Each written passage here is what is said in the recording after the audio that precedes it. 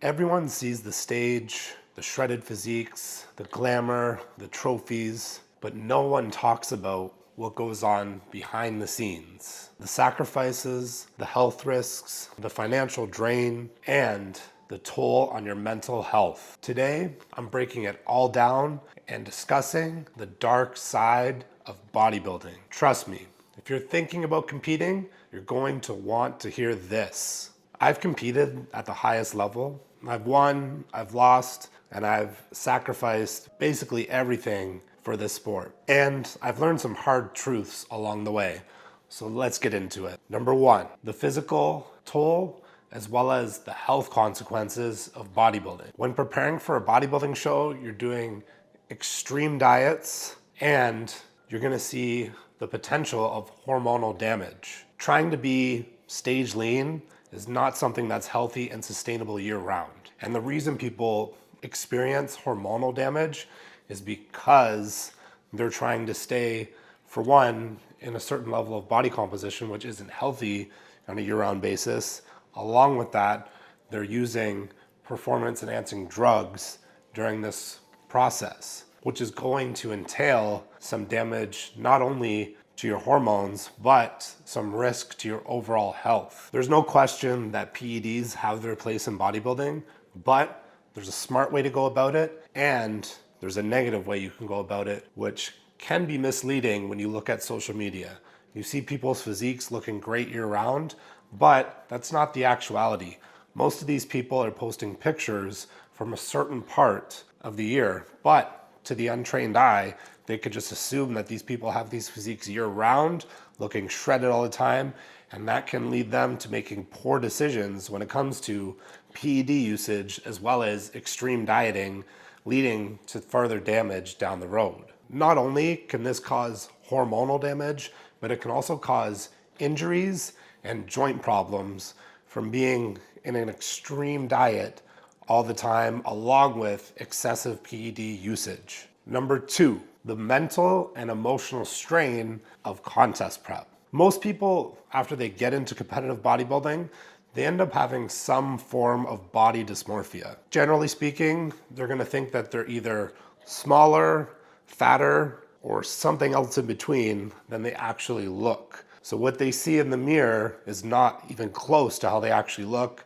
And I know this because I've experienced it myself. Along with that, when you do your contest prep, a lot of people experience what's called post-show depression once the contest prep has been completed. The reason for this is because you go from such a high of reaching the accolade, of completing that prep, competing, maybe you placed well, whatever the case is, you're on that endorphin high, and then soon after it crashes because you don't have another immediate goal in place. Along with that, you see people that become very obsessed and maybe even isolating themselves from social situations because of this. I know this from personal experience. I was obsessed with this for over a decade, and I definitely avoided a lot of social interactions because I was so focused on accomplishing that goal. Now, mind you, I'm not saying that in the short term this is a negative thing, but long term it can be negative for your mental health. A lot of competitors end up getting a negative relationship when it comes to food because, for one, they're obsessed with how they look and they want to look a certain way year round. They're afraid to gain weight, they're afraid to look softer, and all these other things in between. So it becomes an obsession to look a certain way and eat a certain way, and they're very afraid to stray from that path and enjoy cheat meals, social events, and other things in between. When in reality, you can enjoy those things just in moderation and maybe not necessarily during your contest prep, but you definitely can after. I fell into this trap too because I was so obsessed with having that ideal physique. So whenever the show was done and I was going back into an off season, I always struggled with finding that healthy balance between increasing my calories, maintaining a decent body composition, and enjoying the social aspect as well. What I always recommend to people is having that balance between your competitive goals and your personal goals. You need that balance in order to keep a healthy mindset, especially in the bodybuilding world. Number 3, the financial reality of competitive bodybuilding. We all know that bodybuilding is not a cheap sport to participate in. When you factor in hiring a coach, taking PEDs, following a strict diet that's going to be high in protein, generally from whole food sources that aren't cheap to purchase, along with that paying for gym memberships, potentially tanning memberships, traveling for shows, hotels, memberships for, competing, you name it, entering class fees if you're an amateur, everything adds up quite quickly.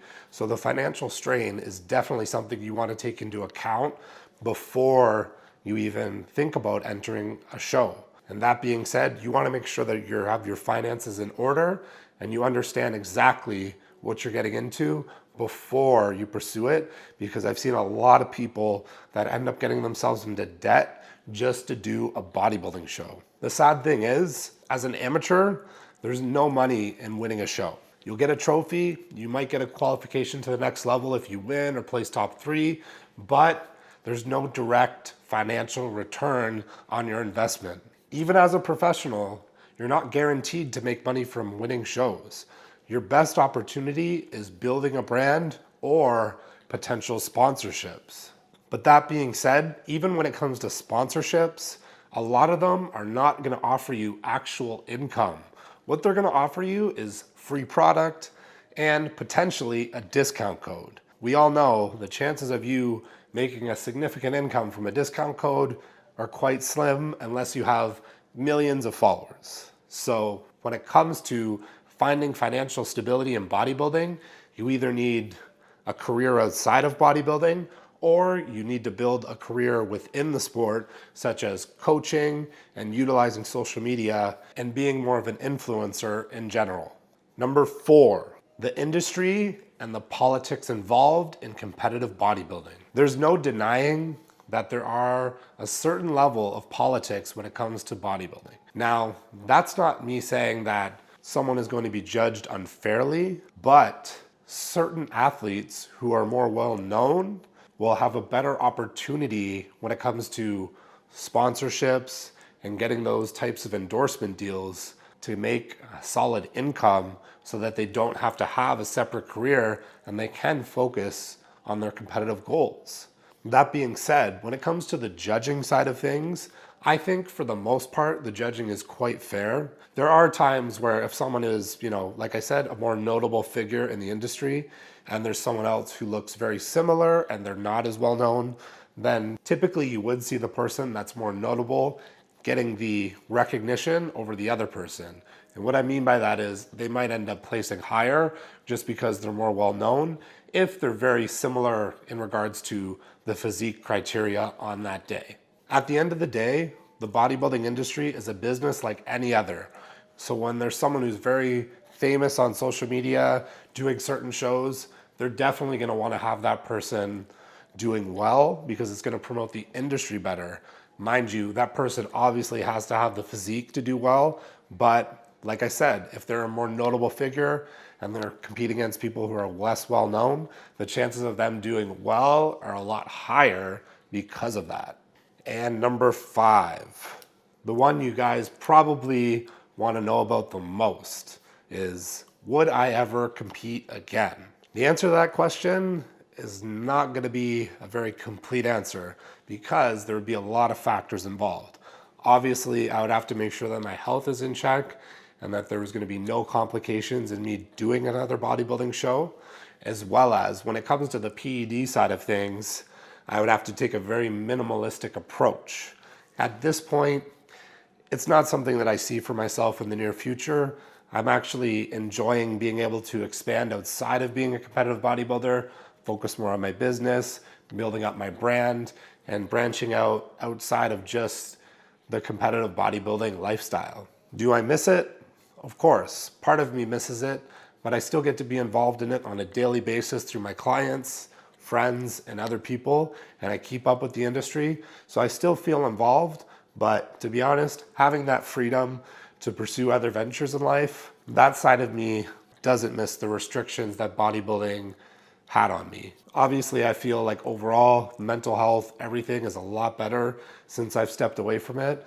But when looking back and assessing those situations, if I was able to break it down and handle those things differently, like I've mentioned in this video, then having that assessment, I could have went into it with a better mindset and understood exactly what I'm getting into from the get-go. So if you're considering competing, or if you're already a competitor and you're finding you're struggling with any of the things I've mentioned in this video, then make sure to take the time to reassess the situation and reassess your goals as well.